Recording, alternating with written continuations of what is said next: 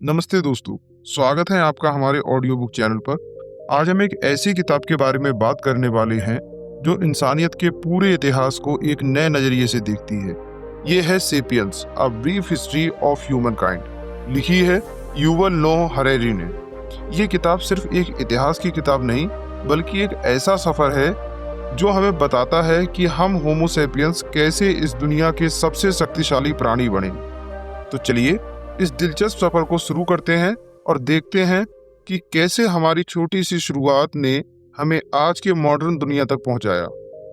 Sapiens हमें ले जाती है एक ऐसे दौर में जब इंसान एक मामूली जीव था, जंगल में और दूसरे जानवरों के साथ जीवन बिताता था। हरेरी कहते हैं कि लगभग 2.5 मिलियन साल पहले होमोजेनस के कई प्रकार के प्राणी थे, जैसे होमो इरेक्टस और निएंडरथैल्स।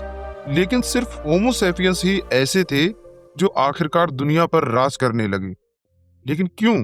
ये किताब इसी सवाल का जवाब देती है, और ये जवाब 3 बड़े बदलावों के इर्द गिर्द घूमता है: कॉग्निटिव रेवोल्यूशन, एग्रीकल्चर रेवोल्यूशन और साइंटिफिक रेवोल्यूशन। चलिए इन तीनों को थोड़ा और करीब से समझते हैं।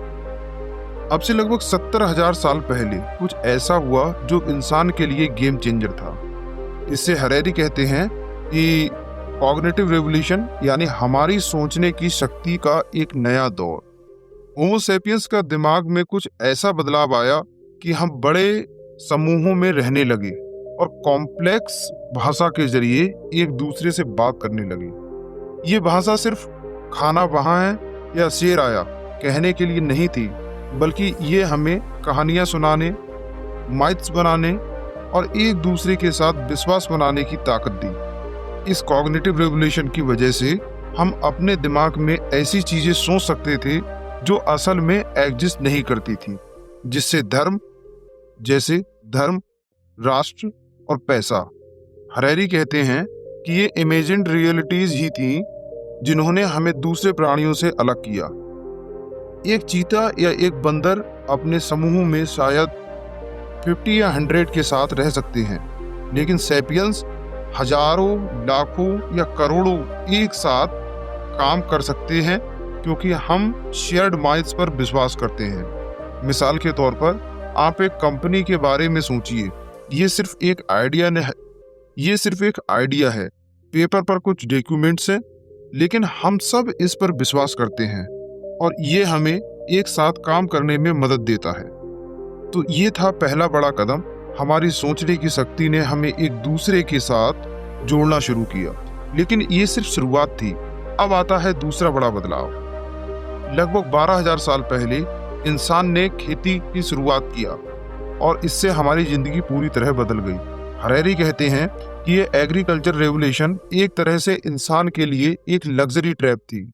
हम सोचते हैं कि खेती ने हमारी जिंदगी आसान कर दी, लेकिन असल में इसने हमें और मेहनत करने पर मजबूर किया।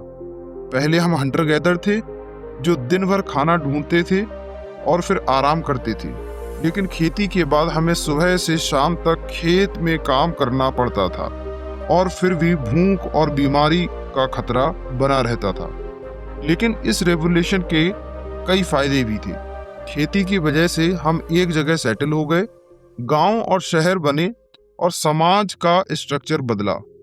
लोगों के पास अब सरप्लस खाना था, जिससे कुछ लोग किसान नहीं बने, बल्कि पंडित, राजनेता या कारीगर बने।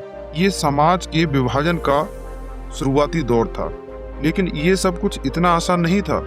हरेरी कहते हैं कि खेती ने न सिर्फ इंसानों के जीवन को बदला, बल्कि हमारी मिट्टी, पौधों और जानवरों के साथ रिश्ते को भी बदला।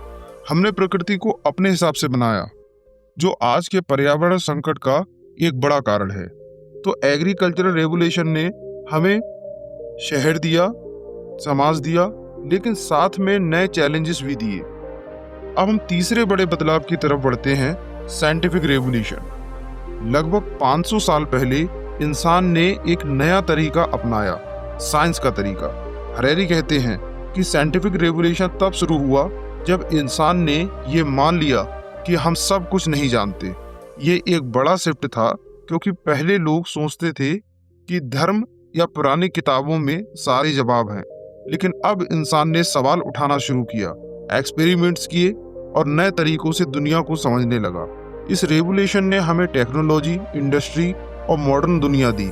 चांद पर जाना, बिजली का बल्ब, कंप्यूटर, इंटरनेट, ये सब साइंटिफिक रेवोल्यूशन का पहल है। लेकिन हरेरी एक गंभीर बात कहते हैं, ये रेवोल्यूशन हमें कितना खुश कर पाई।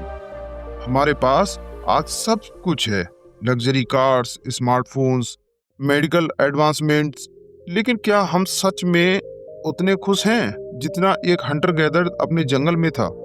ये सवाल हमें सोचने पर मजबूर करता है। साइंटिफिक रेवोल्यूशन ने हमें शक्ति दी, लेकिन साथ में जिम्मेदारी भी दी। आज हमारे हाथों में इतनी ताकत है कि हम अपनी ही दुनिया को बर्बाद कर सकते हैं। क्लाइमेट चेंज, न्यूक्लियर वेपन्स या आर्टिफिशियल इंटेलिजेंस के गलत इस्तेमाल से हरेरी कहते हैं कि अब हमें सोचना होगा कि इस ताकत का इस्तेमाल हम कैसे करेंगे।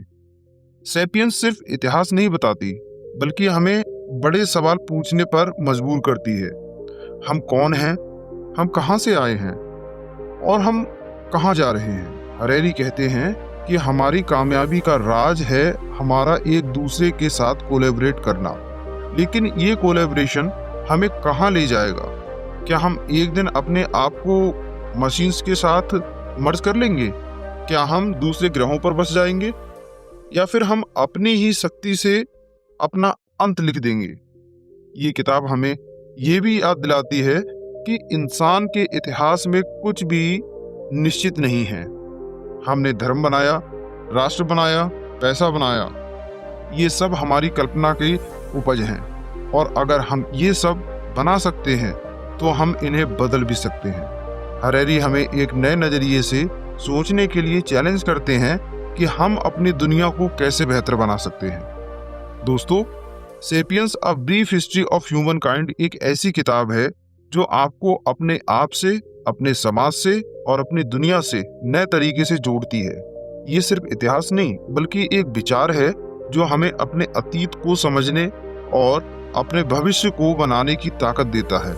अगर आप ये किताब पढ़ेंगे तो आपको न सिर्फ इंसानियत का इतिहास समझ आएगा, बल्कि आप अपने आप को भी नए रोशनी में देखेंगे। तो चलिए, इस किताब को अपनी रीडिंग लिस्ट में ऐड कीजिए और अपने दोस्तों के साथ शेयर कीजिए। और हाँ, अगर आपको ये समरी पसंद आया तो हमारे चैनल को सब्सक्राइब करना ना भूलें। हम हर हफ्ते ऐसे ही दिलचस्प किताबों के साथ वापस आएंगे। तब तक कीप लर्निंग, कीप ग्रोइंग और अपने आप को समझते रहिएगा। अपना कीमती समय देने के लिए बहुत बहुत धन्यवाद।